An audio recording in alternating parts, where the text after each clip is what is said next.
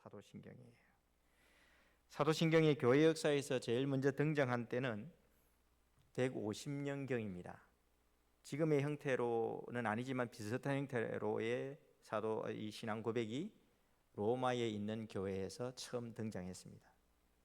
그러다가 이 사도신경이 점점 다른 지역으로 전파되면서 또 시간이 지나면서 오늘날 지금 우리가 고백하는 이 내용으로 딱 정착될 때는 한 500년경입니다. 6세기 500년쯤 됐을 때 그렇게 정착이 됐어요. 주로 어떨 때 사용했느냐? 우리는 지금 예배를 시작할 때 고백하잖아요. 이 사도신경은 원래 새로운 신자를 우리 교회의 성도로 받아들일 때, 그리고 안 믿는 사람을 이제 세례를 주고 세례의 교인으로 삼을 때, 그럴 때 성부 하나님을 믿습니까? 성자 하나님을 믿습니까?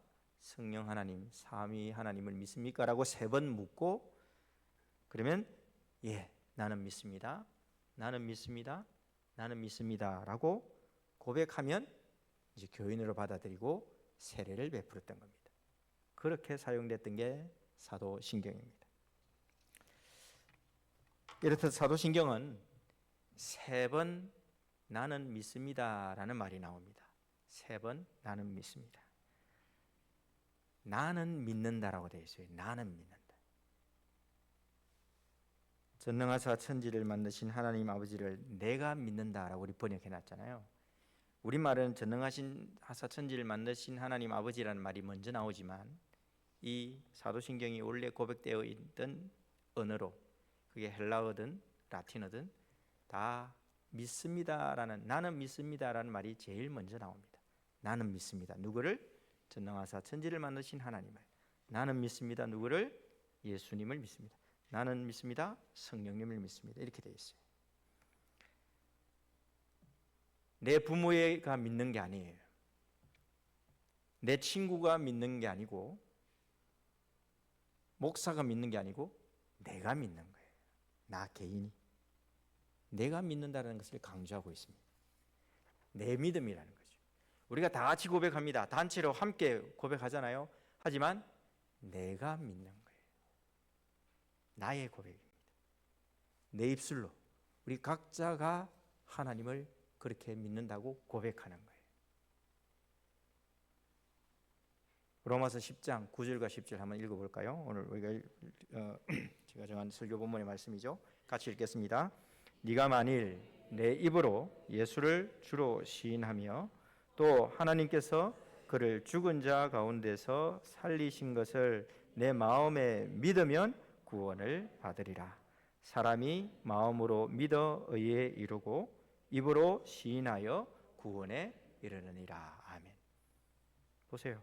네가 네 입으로 주로 예수님을 주로 시인하면 그러면 네가 구원받으리라 그랬어요. 너희 아버지가 믿으면 네가 구원받는다 안 그랬어요. 네 남편이 믿으면 네가 구원받는다 안 그랬어요. 네 아내가 믿으면 네 남편이 구원받는다 아니에요. 네가 믿으면 구원받는다라고 되어 있습니다. 구원은 성령의 은혜로 우리가 받는 선물인데 각 개인에게 주시는 선물이에요.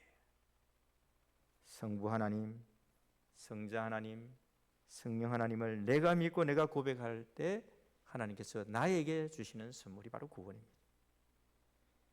내가 마음으로 예수님을 주님으로 믿을 뿐 아니라 내 입술로 예수님을 주님이라고 사람들 앞에서 공개적으로 시인하는 것, 이게 고백하다는 말이에요. 이 시인한다는 말, 성경에 시인하여라는 말이 고백하여라는 말로 번역할 수 있습니다. 이게 중요한 겁니다. 그냥 나는 마음으로 믿습니다 아니에요. 입으로 시인해야 되는 거예요. 공적으로 나는 믿습니다라고 시인하는 게 중요합니다. 사도신경은 내 마음과 내 입술로 시인하는 나의 고백입니다. 동시에 사도신경은 우리의 고백입니다. 사도신경은 예배로 함께 모여서 하나님을 예배하는 하나님의 백성이 한 목소리로 신앙을 고백하는 선언입니다. 우리는 나 혼자 믿는 게 아니에요. 나 혼자 하나님을 믿는다가 아닙니다. 나도 믿지만 옆에 있는 분도 믿는 거예요. 내 아내도 믿고, 내 남편도 믿고, 내 자녀도 믿고, 앞에 계신 장로님, 권사님 뭐 다 믿는 거예요. 우리 같이 믿는 거예요.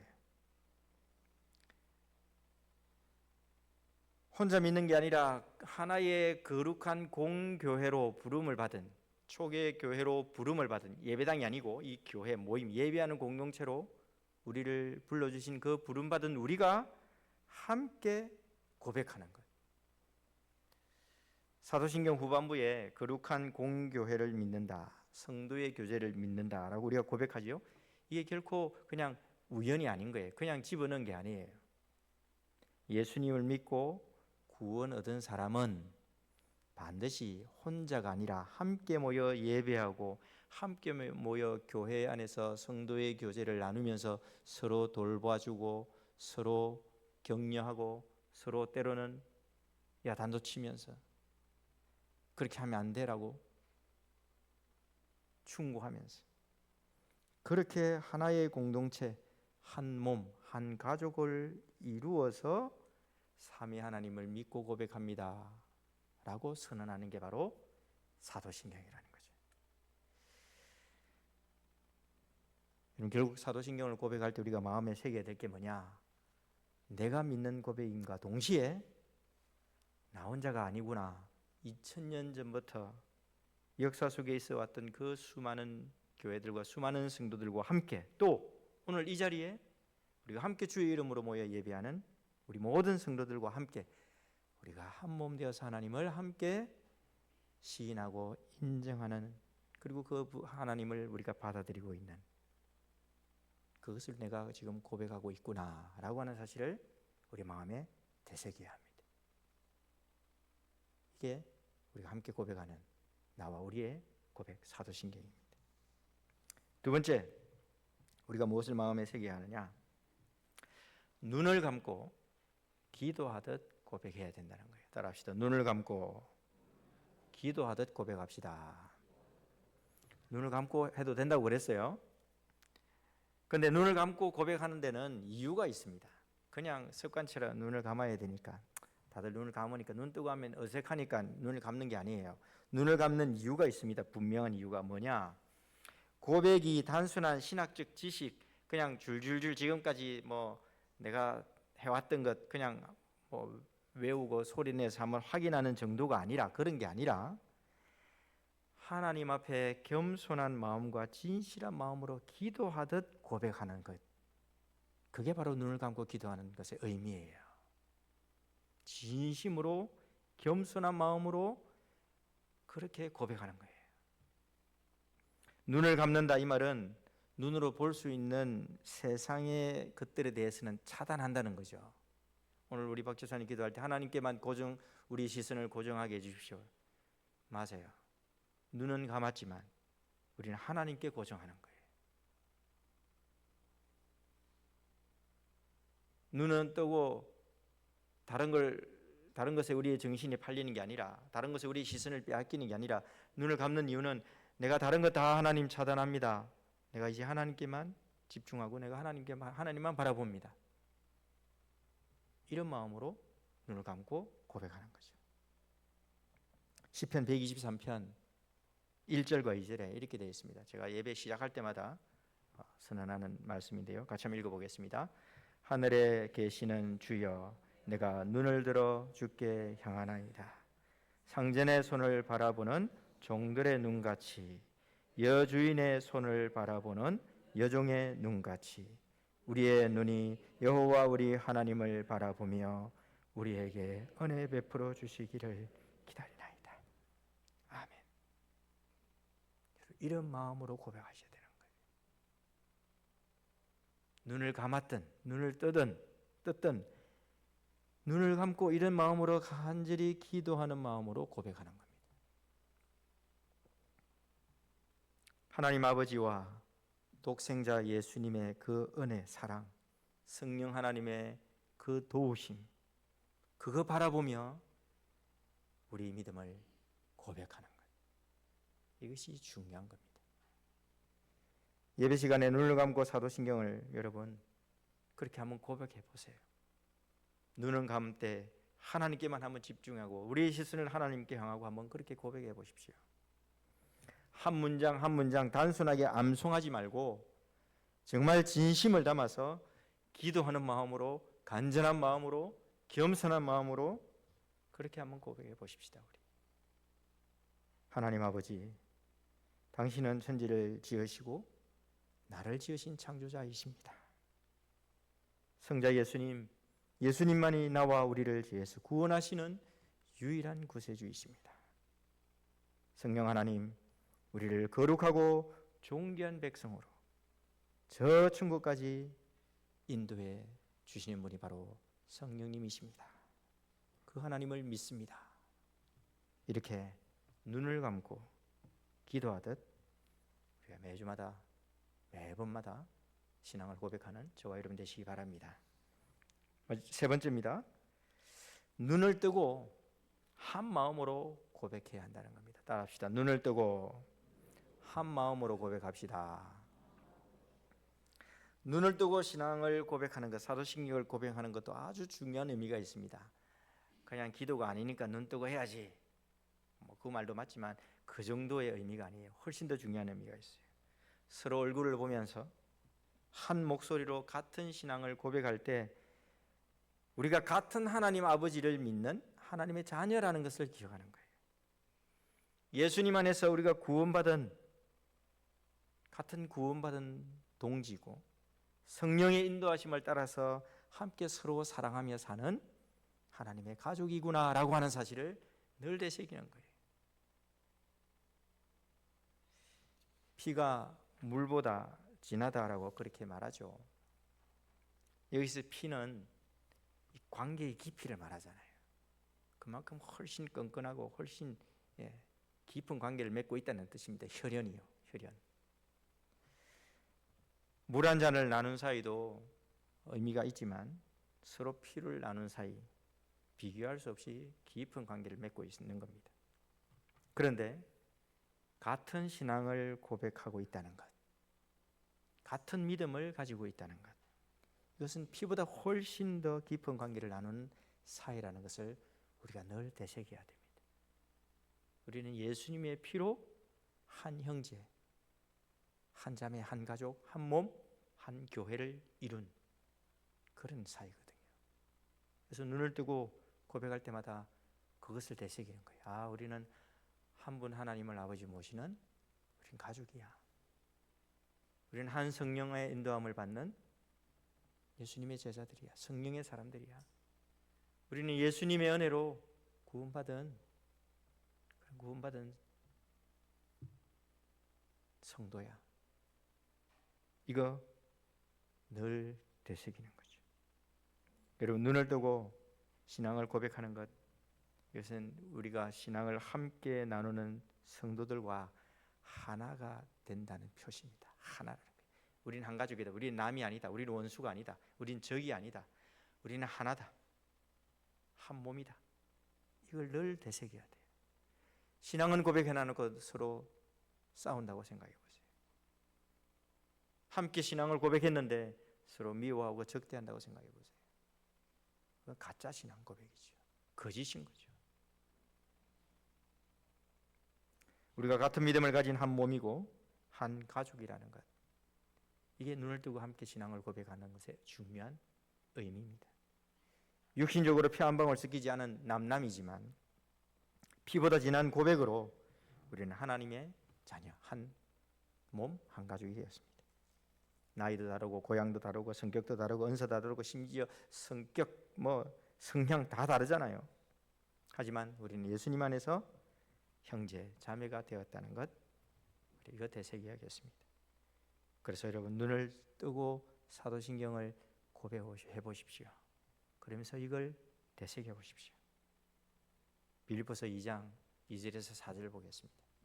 빌립보서 2장 2절에서 4절 같이 읽겠습니다. 마음을 같이하여 같은 사랑을 가지고 뜻을 합하여 한 마음을 품어 아무 일에든지 다툼이나 허영으로 하지 말고 오직 겸손한 마음으로 각각 자기보다 남을 낮게 여기고 각각 자기 일을 돌아볼 뿐더러 또한 각각 다른 사람들의 일을 돌보아 나의 기쁨을 충만하게 하라. 아멘. 눈을 뜨고 고백할 때마다 이런 이 말씀을 우리가 되새기고 이렇게 살겠습니다. 우리는 이렇게 살아야 되는 가족입니다. 그렇게 우리 마음에 늘 이런 되새김이 필요합니다. 이렇게 한 마음으로 서로 돌아보기를 다짐하면서 사도신경을 고백하는 저와 여러분 되시기 바랍니다. 마지막 네 번째, 삶의 현장에서 말과 행실로 고백해야 합니다. 따라합시다. 삶의 현장에서 말과 행실로 고백합시다. 삶의 현장에서 교회당 안에서만 말고요, 예배 드릴 때만 말고 교회당 바깥에서 예배 드리는 시간 이외에 다른 우리의 삶의 현장에서 말과 행실로 고백하자는 거예요. 사도신경의 이 고백은 예배당 안에서만 끝나야 되는 게 아닙니다. 우리는 예배당 밖에서 살아야 됩니다. 여기에만 24시간 일주일 내내 한 달 360일 살 수 없잖아요. 우리는 예배당 밖에서 살아야 합니다. 근데 그 삶의 모든 현장에서 우리는 이 고백대로 사는 고백자, 예배자가 되어야 된다는 거예요. 우리는 이런 하나님을 믿습니다라고 하는 그 고백자로, 그 하나님을 예배하는 예배자로 우리 삶 가운데 그렇게 살아내는 겁니다. 그거 되새기는 거예요. 우리가 전능하신 하나님을 아버지를 믿는다고 고백할 때 우리 삶의 현장에서 생기는 여러 가지 어려움, 염려, 근심, 걱정, 이것 대신에 내가 전능하신 하나님 아버지를 믿으니 어떻게 되겠습니까? 하나님께 맡기는 거죠. 전능하신 하나님 아버지가 내가 믿는 하나님이지, 그러면서 염려, 걱정 대신에 하나님의 돌보심을 믿는 거예요. 하나님이 도와주실 거예요. 하나님이 인도하실 거예요. 하나님 전능하신 나의 아버지시니 해결해 주실 거야. 견디게 하실 거야. 이기게 하실 거야. 예수 그리스도를 믿는다라고 고백할 때 예수님만이 내 인생과 우리 가정과 우리 교회의 주인이라는 거, 이거 인정하면서 사는 거예요. 내 인생의 주인이 내가 아니지, 주님이시지. 우리 가정도 우리 교회도 주님이 주인이시지. 주님의 피로 사신 교회니 주께서 주인이시지. 이거 다짐하는 거예요. 그걸 삶에서 실천해내는 거예요. 성령 하나님을 믿습니다라고 고백할 때 우리 일상 속에서 성령 하나님의 그 인도하심에 민감하게 반응하는 거예요. 죄를 멀리하고 하나님을 가까이 하고 거룩한 삶을 살아내고 의를 실천하고 선한 일을 실천하는 이 모든 일들 다 성령께서 우리에게 주시는 거거든요. 그래서 그 성령 하나님의 도우심을 받아서 내 말이나 내 행실로 성령의 열매를 많이 맺고 살겠다라고 다짐하고 기도하는 거예요. 성도 여러분, 믿음은 말로만 하거나 예배당 안에서만 통하는 게 되면 안 됩니다. 예배당 신앙만 되면 안 되는 거예요. 일주일에 1시간, 2시간 신앙인이 되면 안 되는 거예요. 예배당 밖에서 가정이든 일터든 어디에서나 우리는 말과 행실로 우리의 이 고백을 고백하는 대로 살아야 됩니다. 야고보서 2장 17절에 이렇게 되어 있습니다. 행함이 없는 믿음은 그 자체가 죽은 것이라 그랬어요. 말로만이 아니라 삶으로 전능하신 하나님 아버지를 믿는다고 하는데 맨날 염려하고 걱정해요. 그건 죽은 믿음이에요. 행함이 없는 믿음은 그 자체가 죽은 것이라 해놓고 동시에 12절에 가면 2장 12절에 이렇게 되어 있습니다. 너희는 자유의 율법대로 심판을 받을 자처럼 뭐도 하고 뭐도 하라 그랬죠? 말도 하고 행하기도 하라 그랬어요. 말로도 고백하고 행함도 실천하라는 거예요. 말만 아니라 행함이 필요합니다. 행함만 아니라 말하는 것도 필요해요. 행함이 우리를 구원하지 못합니다만 구원받은 우리는 반드시 믿음으로 살아내야 됩니다. 행함으로 드러나야 합니다. 교회 안에서나 밖에서나 삼위 하나님을 믿는다고 고백하는 성도답게 말하고 성도답게 행동하는 저와 여러분 되시기 바랍니다. 사랑하는 성도 여러분, 이제 정리합니다. 사도신경은 단순한 암송문이 아닙니다. 지난 2000년 동안 교회와 믿음의 사람들이 피와 땀으로 지켜온 신앙의 핵심이에요. 이것 때문에 죽은 사람들 많습니다. 제가 이번 주 중에 사일런스라는 영화를 봤습니다. 이게 침묵이라는 영화인데요. 1600년대에 일본에 기독교가 들어갔을 때 일본인들이 기독교인들을 박해하고 일본에 들어온 선교사들을 이렇게 처형하는 그와 관련된 영화였어요. 일본의 그때 기독교인들이 예수님의 십자가에 침을 뱉고 예수님의 그 얼굴에 발로 밟고 지나가면 살려준다. 근데 그렇게 하지 않는 거예요. 다 처형당했습니다. 십자가에 달려서 파도가 그 섬이니까 물이 들어오는 거기에 묶어놓고 쓸물이 들 때까지 기다렸다가 다 죽을 때까지 거기에 놔두는 그런 처형도 하더라고요, 영화상에서. 근데 그때 고백을 해요. 그때 이 고백을 한다고. 목숨 걸고 지켜온 신앙 고백이더라고요, 이게. 우리는 너무나 쉽게 알고 낭송하지만 이 신앙 고백 때문에 목숨을 걸었던 분들이 시대마다 있었습니다. 이 고백을 할 때마다 그래서 우리는 진심으로 마음을 담아서 고백해야겠습니다. 때로는 눈을 감고 기도하듯 때로는 눈을 뜨고 한 마음으로 우리 삶의 현장에서 말로만 아니라 행실로 나의 하나님께 또 우리 하나님께 올바르게 믿음을 고백하고 믿음의 삶을 잘 실천해내야겠습니다. 이렇게 신앙을 고백할 때마다 저와 여러분의 믿음이 자라고 더 깊어지고 더 풍성한 열매를 많이 맺을 것입니다. 이런 저와 여러분 우리 초대교회가 되기를 주님의 이름으로 축복합니다. 아멘.